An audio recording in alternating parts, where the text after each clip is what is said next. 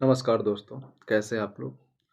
आज हम रिवीजन करेंगे 18 से 19 मार्च का जो बिहार करंट अफेयर्स है उसका एमसीक्यू का, ठीक है ना। क्योंकि टॉपिक मैंने आपको बता दिया था और उससे संबंधित जो भी एमसीक्यू है उसको लेकर के हम लोग अपना मॉक टेस्ट लगाएंगे ताकि हमारा जो है कन्फ्यूजन दूर हो जाए। ठीक है, देखिए मेरे सामने पहला प्रश्न है। बिहार दिवस है जो हाल ही में मना है कल। बिहार दिवस 2026 का समारोह हुआ था, उसका मुख्य थीम क्या है। मतलब बिहार दिवस 2026 का मुख्य थीम क्या है। इसका मुख्य थीम है उन्नत बिहार, उज्जवल बिहार। आप लोग वीडियो को पॉज करें और कमेंट में जवाब देते रहें। थीम है उन्नत बिहार, उज्जवल बिहार। और ये याद रखें 114वां स्थापना दिवस है।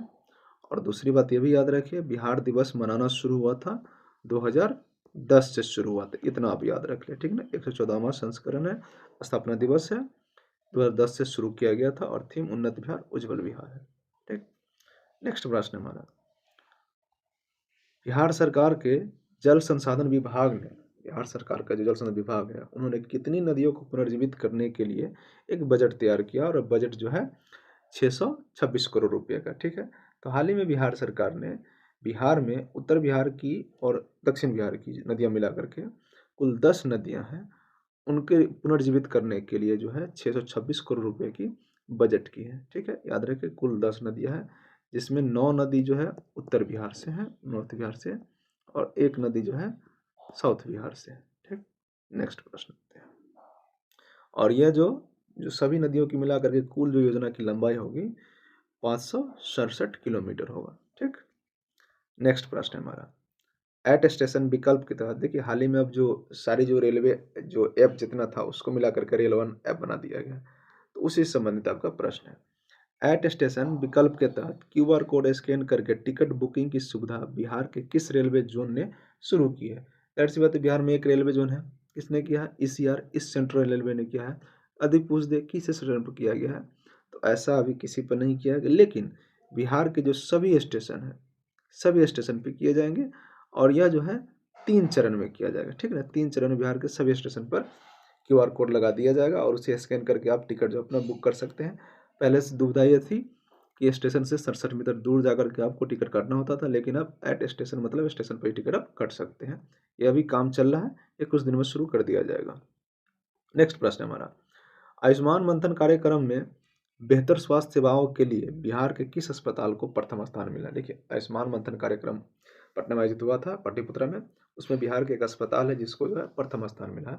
वो अस्पताल है कौन, पटना एम्स। पटना एम्स को जो है प्रथम स्थान दिया गया है उनकी सुविधाओं के लिए, उनकी देखभाल के लिए, मरीजों की देखभाल के लिए। ठीक है, नेक्स्ट प्रश्न हमारा, द्वितीय बिहार महिला कबड्डी लीग, या पूछ सकता है कि महिला कबड्डी लीग 2025 में कौन सा विजेता रहा। ठीक है, कौन सा टीम विजेता रहा, तो विजेता रहा अपना मगध वॉरियर्स। ठीक है, मगध वॉरियर्स विजेता रहा और सारण जो है उप विजेता रहा और सिवान टाइटंस जो है ये सारण उप विजेता रहा। सिवान टाइटन जो अपना तीसरे स्थान पर रहा, याद रखें ये है, और दूसरा संस्करण था। नेक्स्ट प्रश्न हमारा, हाल ही में सुर्खियों में रही पंडाई नदी बिहार के किस जिले में स्थित है। देखिए पंडाई नदी, आपको पिछले लेक्चर में बताया था कि पंडाई नदी में क्या हुआ था, एक बाघनी की बच्ची जो मादा बाघनी थी 18 महीने की, उसकी मृत्यु हो गई थी, तो उससे संबंधित पंडाई नदी सुर्खियों में है।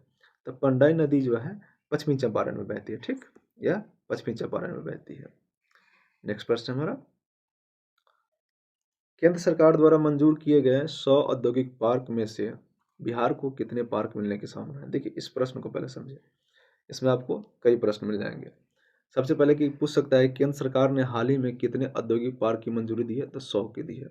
इससे अगला प्रश्न बनेगा इस 100 औद्योगिक पार्क में से बिहार को कितने पार्क मिलने की संभावना है, वही हमारा प्रश्न है।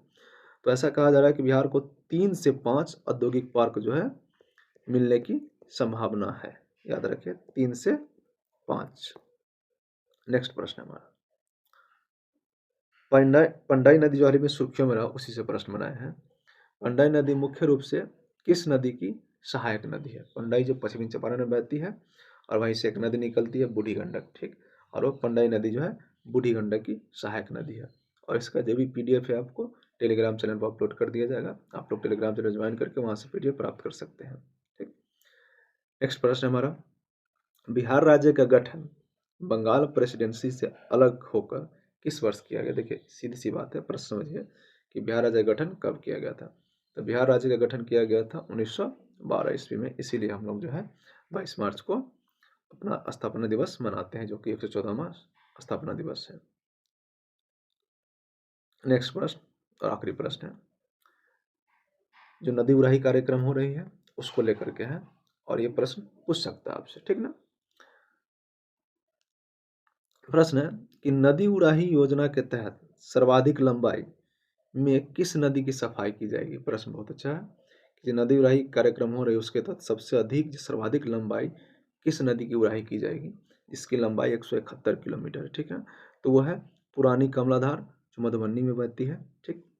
और यह जो है इसकी जो है 171 किलोमीटर तक इसकी सफाई की जाएगी, गाद सफाई की जाएगी। और एक है रोजा नदी, ठीक, जो किशनगंज में बहती है, वो सबसे कम है। उसमें जो लगभग 9 पॉइंट समथिंग 9.5 किलोमीटर तक ही उसका जो है उड़ाई किया जाएगा। तो सबसे अधिक जो है पुरानी कमलाधार की, और सबसे कम जो है रोजा या रमजान नदी है, जो किशनगंज में, याद रखें किशनगंज में वो 9.5 किलोमीटर की है, ठीक है। तो ये 18 से 19 मार्च का जो था MCQs था, और आप लोग इसका रिवीजन करें ताकि आपका जो कन्फ्यूजन दूर हो जाए। इसी से संबंधित स्टैंडर्ड लेवल स्टेटमेंट बना करके और मिलान वाला जो प्रश्न आपके सामने जो है कल अपलोड कर दिया जाएगा। तब तक आप लोग इसका रिवीजन करें, शेयर करें, कमेंट करते रहें, बताइए कि कौन सा सेक्शन कैसा लगा। अपने दोस्तों के पास शेयर करते रहिए और देखते रहिए अपने तैयारी को और सुदृढ़ करने के लिए IAS PCS एक्सेस चैनल को।